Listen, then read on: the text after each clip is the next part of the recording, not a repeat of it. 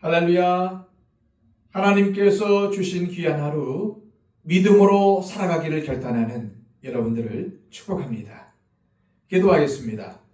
하나님 아버지 감사합니다.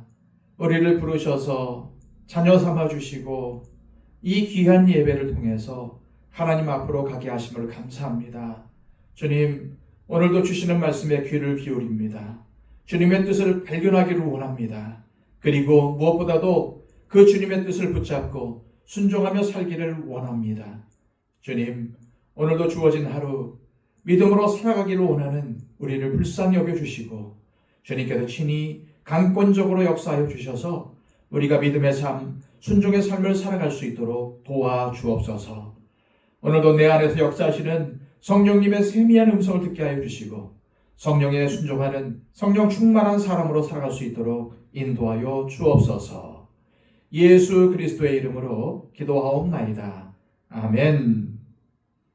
다 함께 찬송가 516장 찬양드립니다.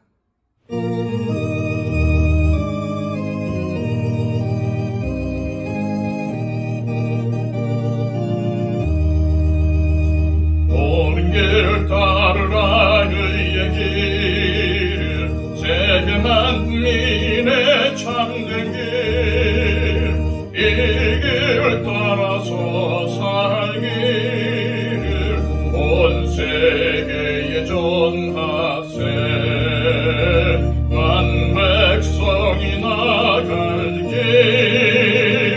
어느 만지를 모동 바람 및 보아라 저비 주 예수의 나라 이 땅에 곧 오겠네 오겠네 주 예수 따르라 승리의 주 세계 만민이 나아갈 길과 진리 참 생명 내 장갑을 무수고 각 따르라 화평광 어느 밤 지나고 동튼다 바람 및 보아라 저비 주 예수의 나라 이 땅에 오겠네 오겠네 놀라운 이 소식 알리어라 세계 만민을 구하려 내 주 예수를 보내신 참 사랑의 하나님 만 백성이 따를 길 어느 밤 지나고 동튼다 바람 및 보아라 저비 주 예수의 나라 이 땅에 오겠네 오겠네 오란 길 헤치고 찾아온 길 많은 백성을 구한 길 모두 나와서 믿으면 온 세상이 마침내 이 진리에 살겠네 어느 밤 지나고 동튼다 바람 및 보아라 저비 주 예수의 나라 이 땅에 오겠네 오겠네. 이 시간 우리에게 주시는 하나님의 귀한 말씀은 신약성경 요한계시록 21장 1절에서 8절까지의 말씀입니다. 신약성경 420쪽입니다. 또 내가 새 하늘과 새 땅을 보니 처음 하늘과 처음 땅이 없어졌고 바다도 다시 있지 않더라.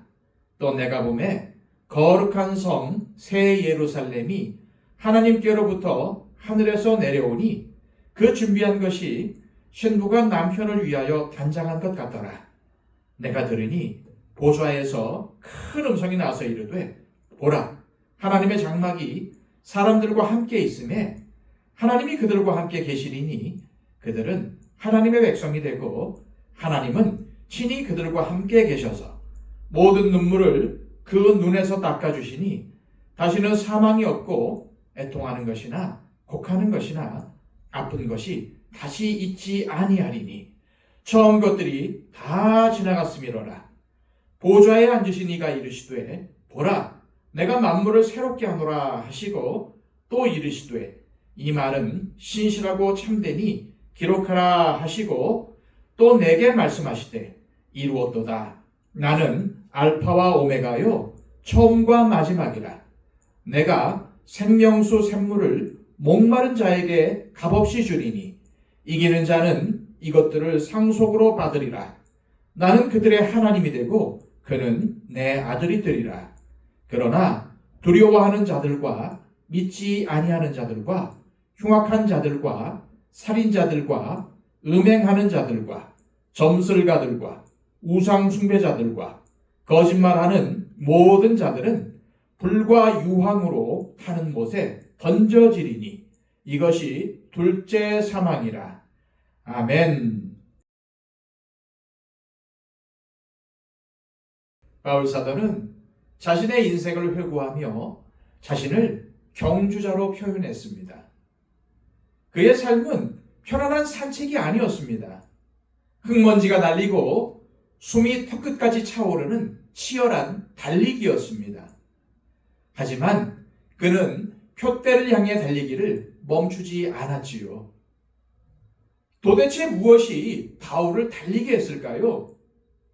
도대체 무엇이 매를 맞고 옥에 갇히며 죽음의 위협을 당하면서도 주님의 복음을 전하게 했을까요? 바울이 풍부함 속에 있었을 때나 비천함 속에 처박혔을 때나 그 어떠한 상황에서도 담대할 수 있었던 비결은 단 하나, 그의 가슴 속에 타오르던 소망 때문이었습니다. 그런데 이 소망은 막연한 기대가 아니었습니다.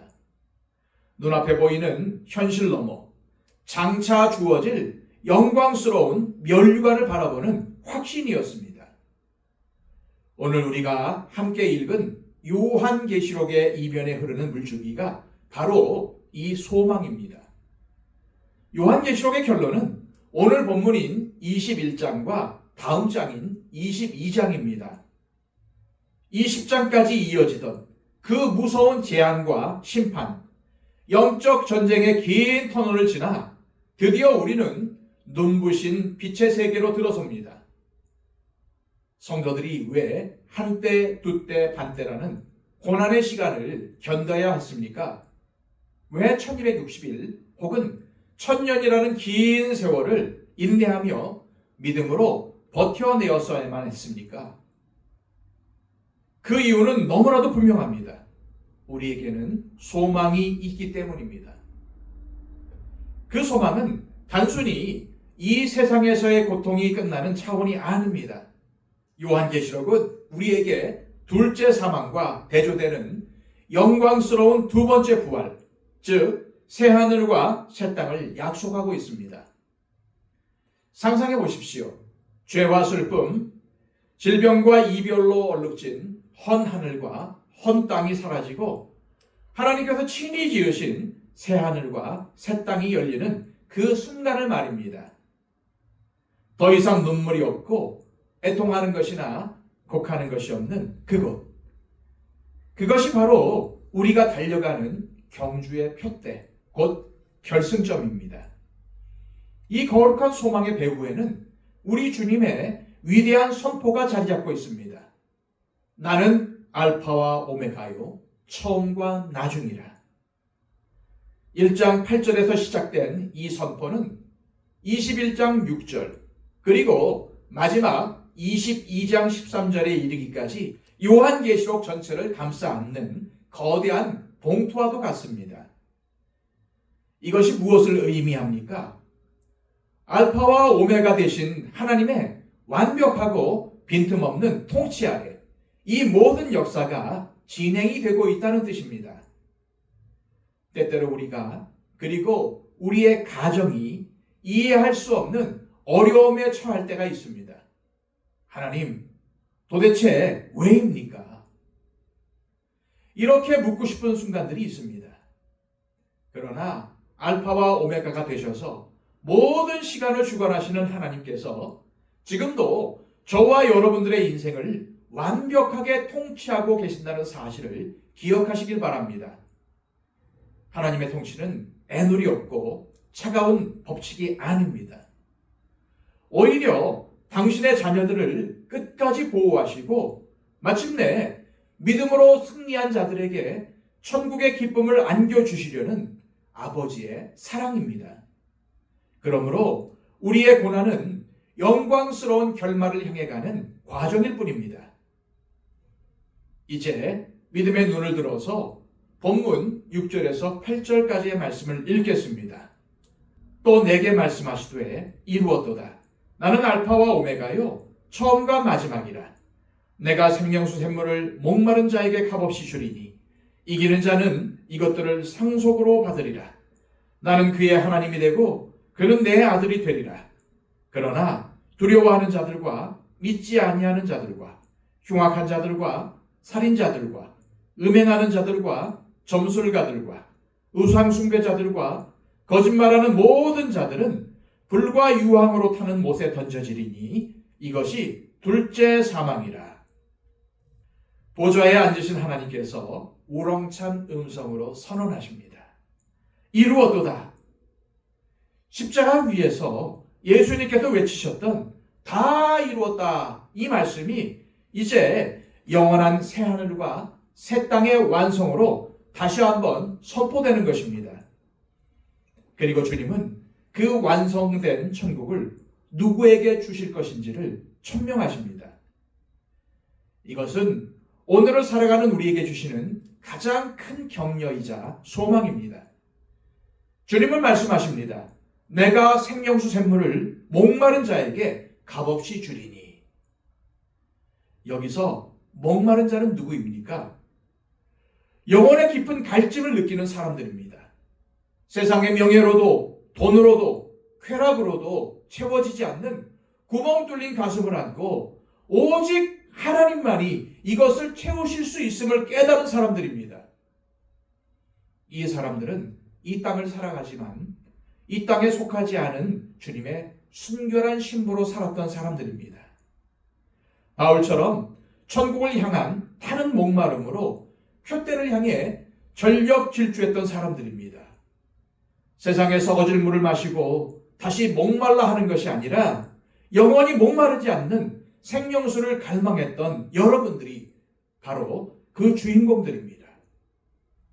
그러므로 사랑하는 여러분, 목마른 삶을 사십시오. 이 땅에서 목마른 사슴이 신의 물을 찾기에 갈급하듯이 주님을 찾으십시오. 주님의 말씀에 목말라 하십시오. 예배에 목말라 하고 주님의 은혜에 목말라 하십시오.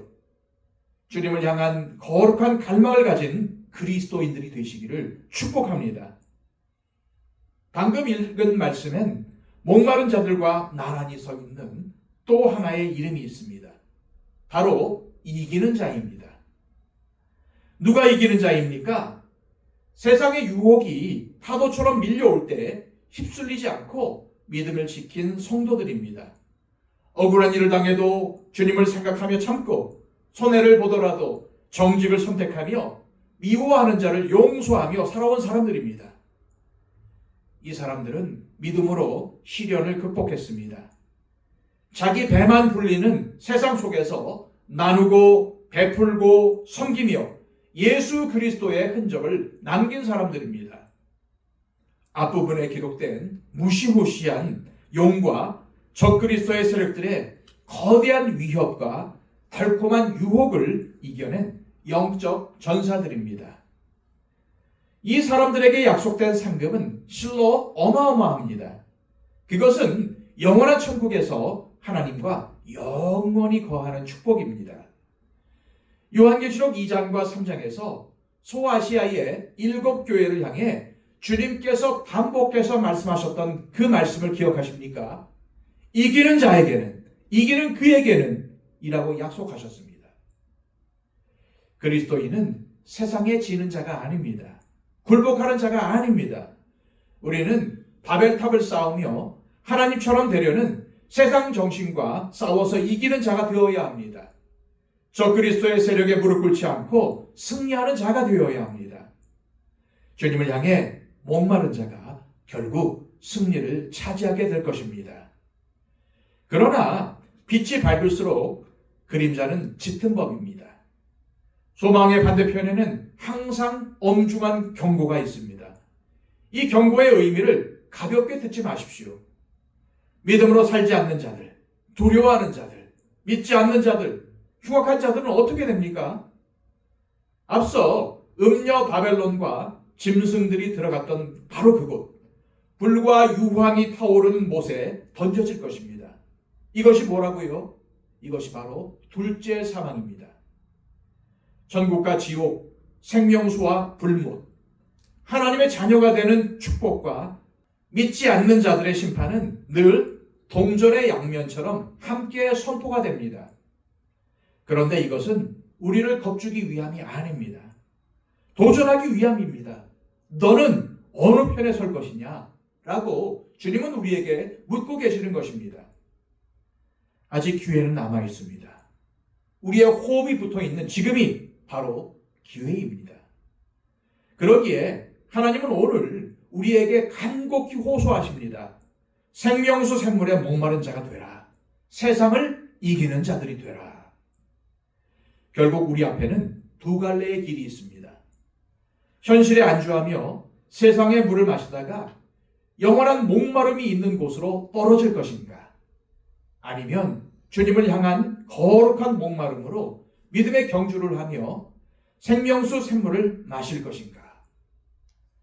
사랑하는 여러분, 비록 지금 우리의 현실이 광야처럼 메마르고 힘들지라도 눈을 들어 새 하늘과 새 땅을 바라보십시오.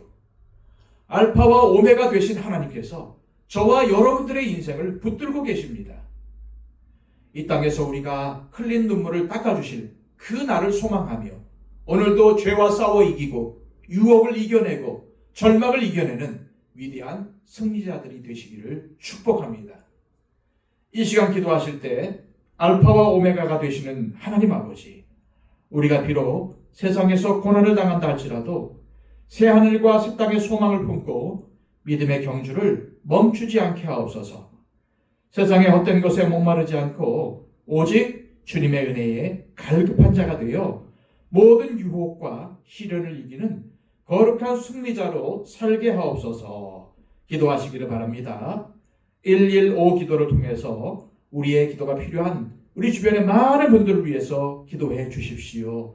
특별히 우리의 가족과 우리의 친구와 우리의 친지와 우리의 이웃들이 저 불못에 던져지지 않도록 주님, 나의 입술을 통해서 나의 삶을 통해서 주님의 사랑의 복음을 전하게 해달라고 반드시 중보해 주시기를 바랍니다. 그리고 5분 더 기도함을 통해서 하나님의 음성을 듣고 하나님의 응답을 받는 여러분들이 되시기를 축복합니다. 기도하겠습니다.